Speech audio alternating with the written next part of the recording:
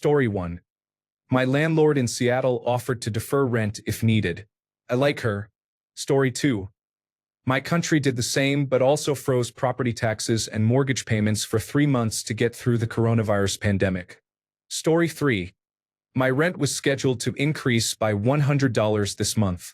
I received a notice posted on my door that, because of the coronavirus, the property owner is delaying the increase for 2 months.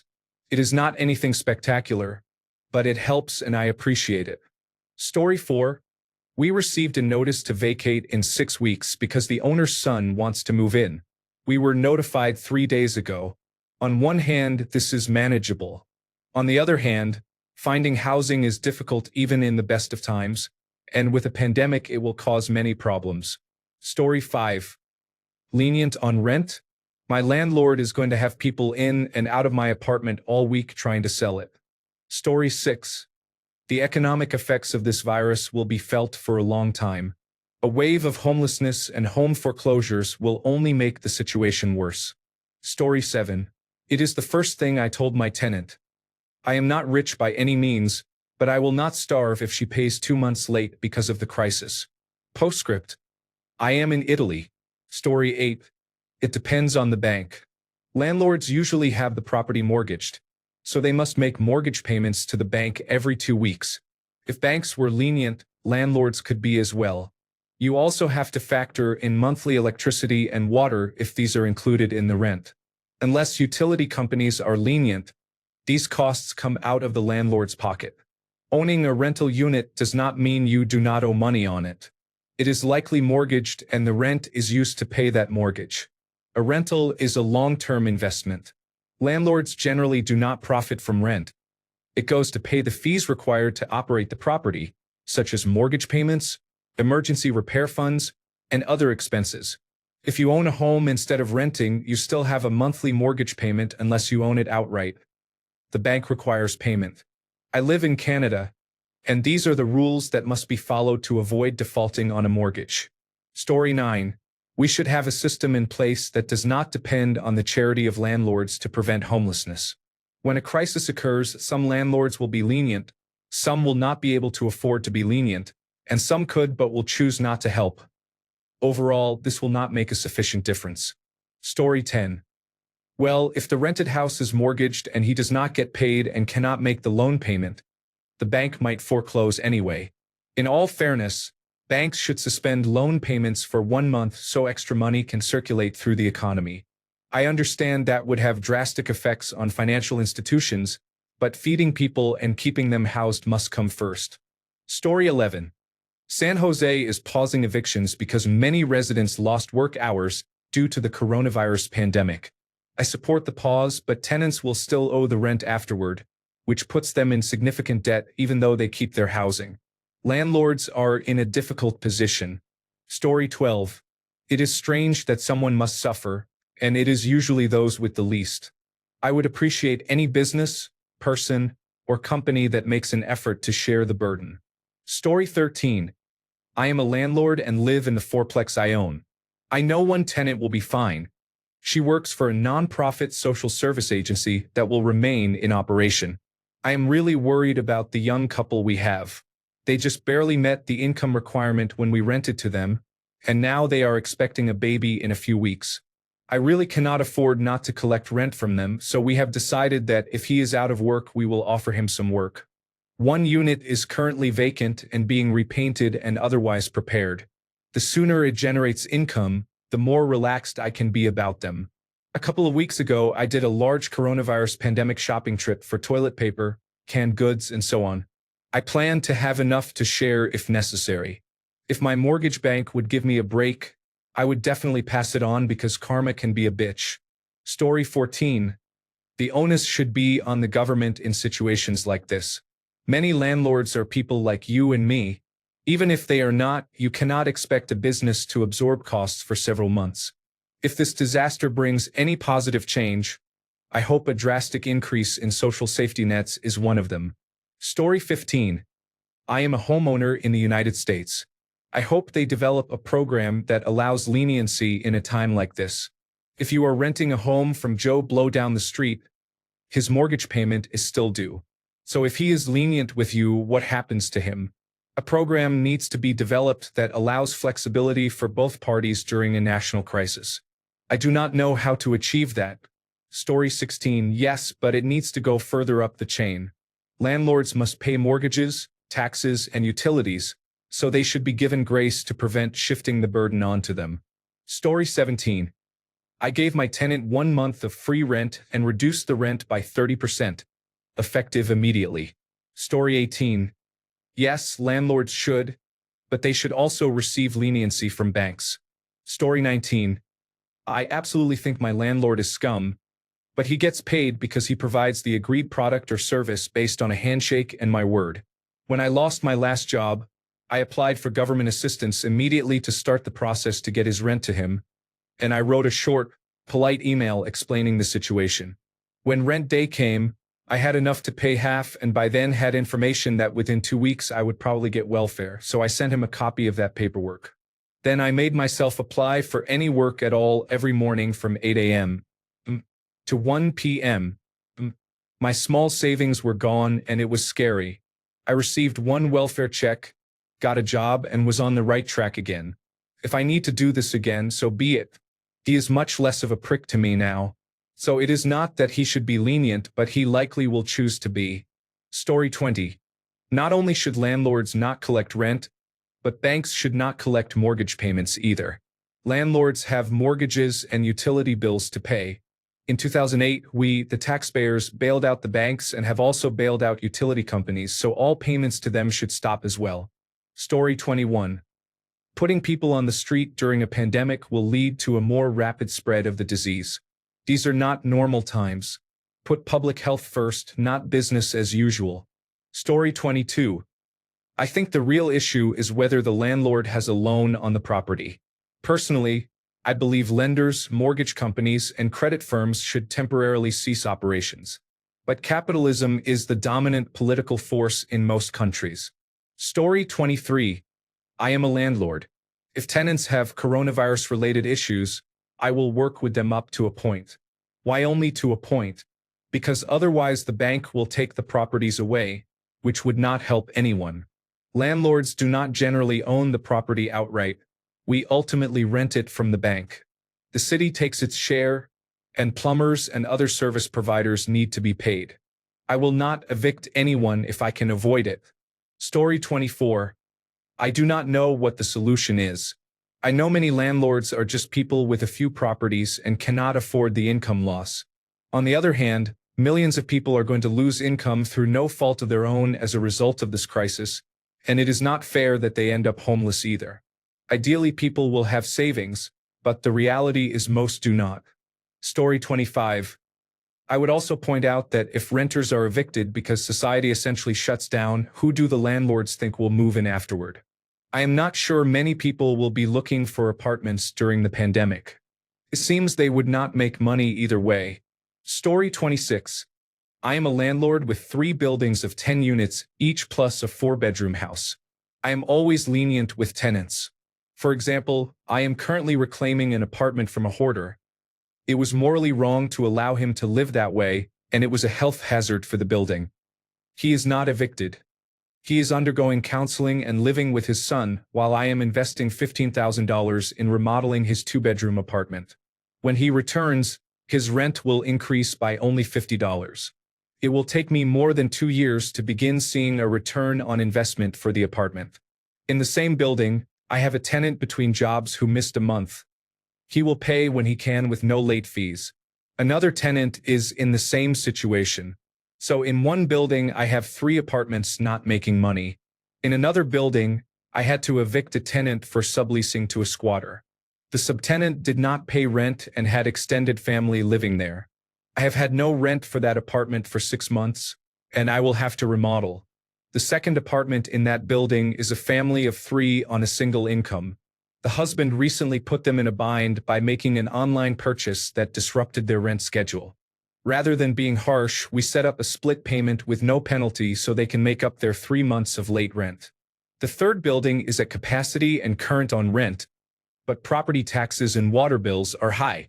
Fortunately, there is enough profit there to keep the other 2 buildings afloat, And I mean just enough after paying $10,000 in taxes for all our buildings for the 6-month period. I personally take care of my apartments and ensure my tenants have the fundamental right to live worry-free in their homes, but I must see a return on investment on the properties to maintain them and the equipment I use. In summary, there is no reason for landlords to be abusive or unfair, but tenants still need to pay rent. It is their responsibility. I am not running a charity. Also, my wife and I own 2 restaurants. Feel free to ask me anything about them within reason. Story 27. Sure, because the banks are going to waive mortgages, are they not? Story 28. Leniency from landlords to tenants and from banks to landlords. Banks are guaranteed by the government, that is, everyone. Story 29. Many people believe landlords are all incredibly wealthy, but that is not the case. Many landlords could not make their mortgage repayments if they stopped receiving rent. Story 30, of course.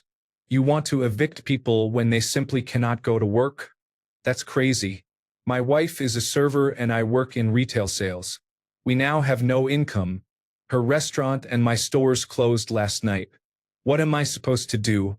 I work on commission, so even pay time off is less than half my normal pay. She does not get time off. She makes $2.35 an hour. Her pay is entirely tips. We are in trouble like millions of others. My 3 kids, who eat breakfast and lunch at school, are now home for 14 days and the stores have nothing. This is a nightmare. I was already behind. Story 31. I do not know about other countries, but here in Australia, one of our states has passed a bill to suspend mortgage and rent payments until the financial crisis caused by the coronavirus pandemic has subsided. Story 32. I am a landlord. Barely. I own a single townhouse my wife bought just before the financial crisis. We rented it out because we were underwater and would have had to bring $10,000 or more to the sale, which we did not have. We have had only one tenant for more than 5 years, and we never raised her rent. We will probably sell if she ever moves out. She has been a great tenant, and we are unlikely to find another like her. My tenant works in early childhood education, is paid hourly, and is likely to be out of work for several weeks during this situation, so she may have 1 or 2 months when she cannot pay rent. There is no way we would evict her. That would be morally wrong and bad business. She will do her best to catch up when she returns to work, and even if she cannot, she is a good tenant and now is a terrible time to sell real estate. For the record, there is no way her employer, a for-profit company, will pay her when they shut down, even though the company will be asking parents to keep paying. There is also no way my mortgage lender will waive payments or interest accrual during this time. The wealthy will remain wealthy while lower-income people bear the burden.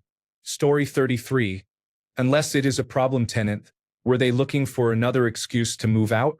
They would be damned fools not to. If you have a reliable tenant who does not damage the property or the neighborhood and who has paid their rent on time until now, what do you gain from evicting them? There will not be a line of people to take the unit, and even if you find another tenant, who can say they will be as good? You could be removing a good tenant and replacing them with a problem tenant, just to avoid losing 1 to 2 months of rent that you are unlikely to recover. Madness. Story 34.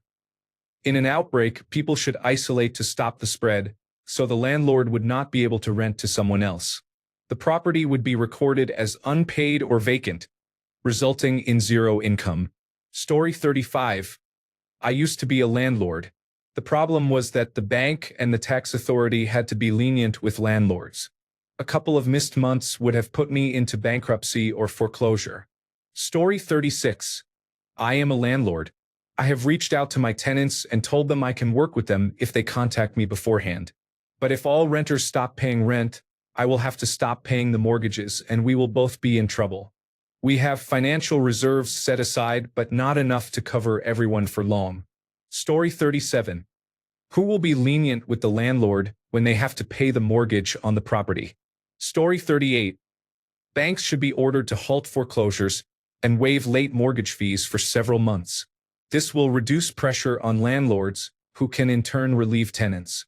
Law enforcement should also be ordered to halt evictions, because evictions would only make the crisis worse.